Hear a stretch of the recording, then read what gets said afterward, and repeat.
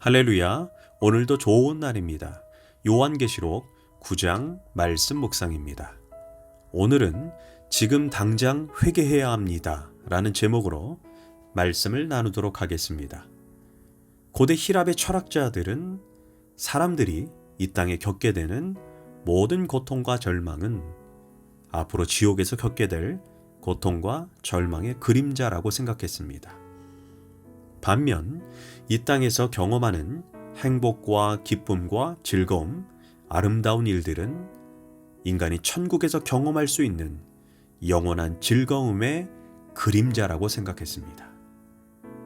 우리가 이러한 사상을 전적으로 동의할 수는 없습니다.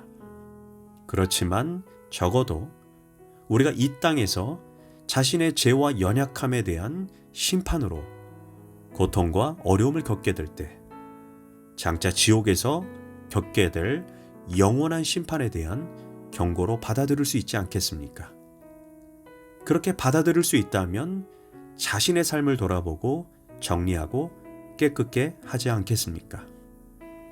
어쩜 그런 이유로 하나님은 우리 삶의 고통을 허용하시는지도 모르겠습니다. 오늘 말씀은 저번 시간에 이어 7 나팔의 재앙에 대해서 말씀을 나누도록 하겠습니다. 저번 시간에 배운 첫째 나팔에서 넷째 나팔이 한 쌍을 이루고 있는데 그 재앙의 대상이 인간을 제외한 자연계 그리고 천체와 우주였습니다. 그런데 오늘 다룰 다섯째 나팔부터는 그 재앙의 대상이 인간으로 바뀌게 됩니다. 중요한 것은 다시 오실 주님이 가까이 올 때 이러한 일들이 예언되어 있다는 것입니다.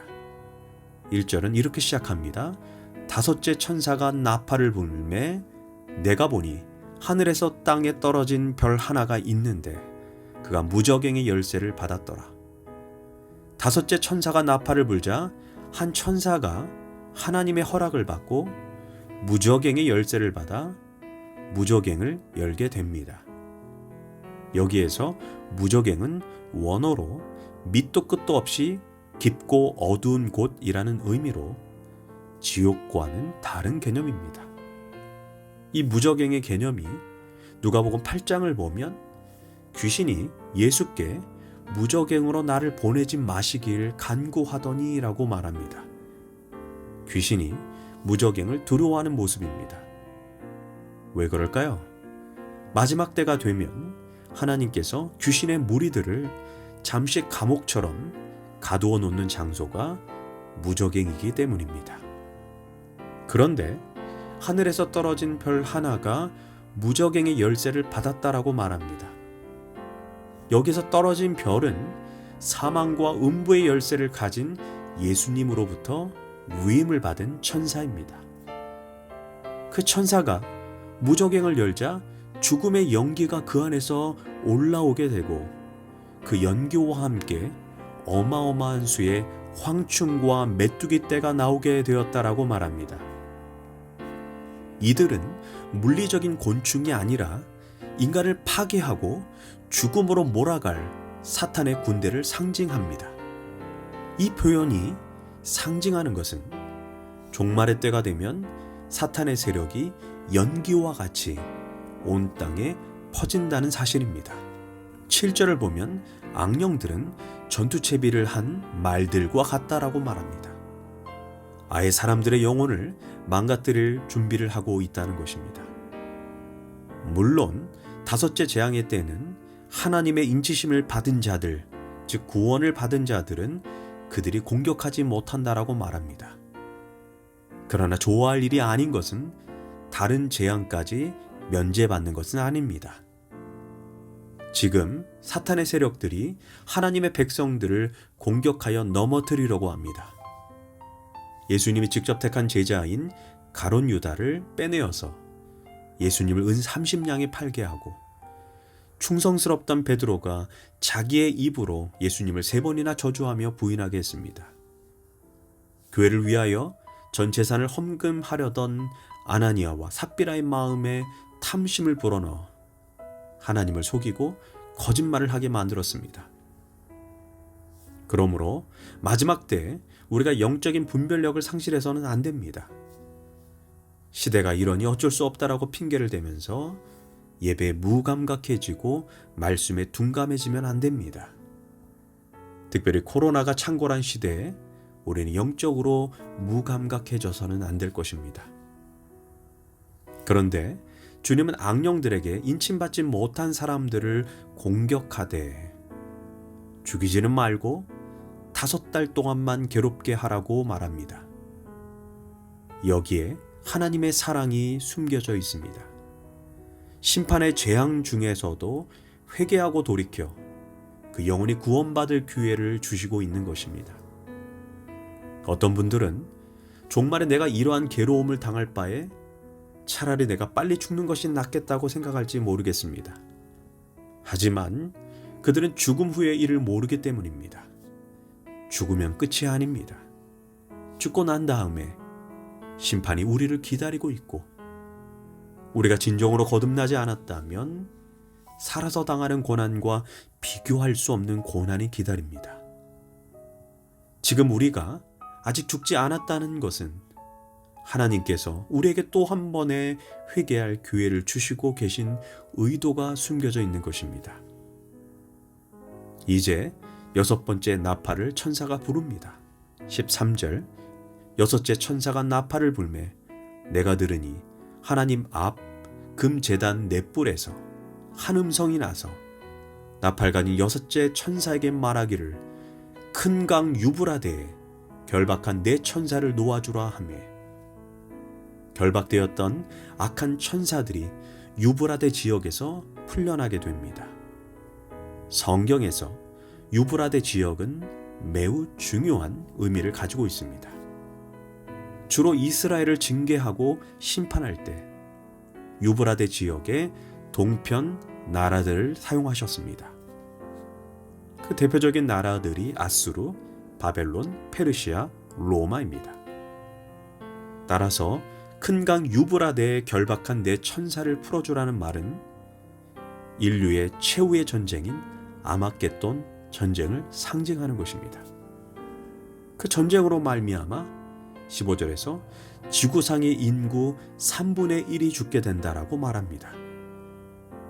그리고 그 전쟁의 배후에 악한 천사인 악령이 배후의 세력입니다.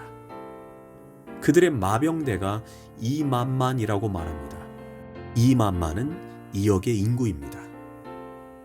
놀라운 것은 요한이 계시를 받던 때 전 세계 인구를 합쳐도 2억이 되지 않았습니다. 요한은 이 숫자를 보고 굉장히 놀랐을 것입니다.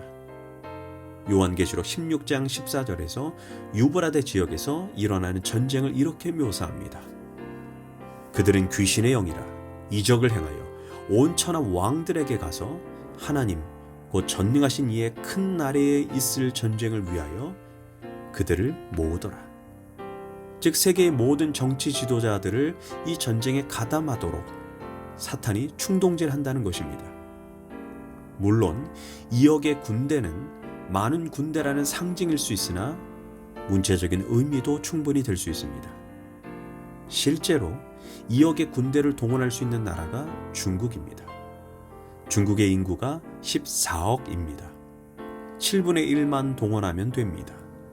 앞으로 국제 정세에서 중국과 러시아, 미국이 개입하는 전쟁이 만약 일어난다면 최후의 전쟁이 돌입했다는 것을 우리가 짐작할 수 있습니다. 하지만 요즘 국제 정세를 우리가 살펴보면 중국, 러시아, 미국의 3자 갈등을 우리가 보게 되지 않습니까? 어찌하든 우리는 이 시대에 깨어 있어야 할 것입니다. 본문으로 돌아와 보면 18절에서 전쟁으로 세상은 불과 연기와 유황이 가득할 것을 경고합니다. 불과 연기와 유황은 현대전쟁의 특징과 파괴력을 담아내는 세 단어로 핵무기의 파괴력을 말해주고 있습니다. 오늘날 이 전쟁의 재앙은 충분히 현실이 될 수 있는 시대를 살고 있습니다. 그런데 하나님께서는 이 재앙을 통해 3분의 2의 사람을 남기십니다. 왜 그러실까요? 마지막 한 사람이라도 회개하고 돌아오기를 바라시는 것입니다. 문제는 그렇게 3분의 1의 사람이 죽어가는 재앙을 당하고도 회개하지 않는 사람들이 있습니다. 20절입니다. 이런 재앙에서 죽지 않고 살아남은 사람이 자기 손으로 한 일들을 회개하지 않고, 그들은 재앙을 당하면서도 귀신들을 더 섬기고 살인과 복술과 음행과 도둑질을 회개하지 않았습니다. 그렇습니다. 재앙이 무서운 것이 아니라 무슨 일을 만나도 무슨 말씀을 들어도 회개하여 돌이키지 않는 것이 무서운 것입니다. 사실 죄를 짓고도 무슨 죄를 지었는지 모르는 것이 죄인의 실상입니다. 그것을 성령이 깨우쳐 주시는 것입니다. 구원받은 성도들의 특징은 회개한다는 것입니다. 그 마음에 성령이 역사하기 때문입니다. 그런데 죄를 짓고도 마음에 괴로움이 없고 자신의 죄를 지었다는 것에 무감각하다면 그는 구원받을 수 없는 강팍한 인생들입니다. 회개하는 마음은 정말 귀하고 복된 은혜입니다. 회개는 절대로 뒤로 미루지 말아야 합니다. 주님이 요한에게 이런 끔찍한 재앙을 보여주시는 이유가 무엇입니까? 회개하지 않는 자들이 결국 어떻게 되는지 알려주시는 것입니다. 영적 무감각증에 걸리면 절대로 안 됩니다. 속히 회개하십시오. 기도하겠습니다. 주님, 마지막 때의 징조들이 너무나 확연하게 드러나고 있는 이때 참으로 내 영혼이 깨어있게 하시고 더 이상 죄를 미루지 않게 하소서. 예수님의 이름으로 기도합니다. 아멘.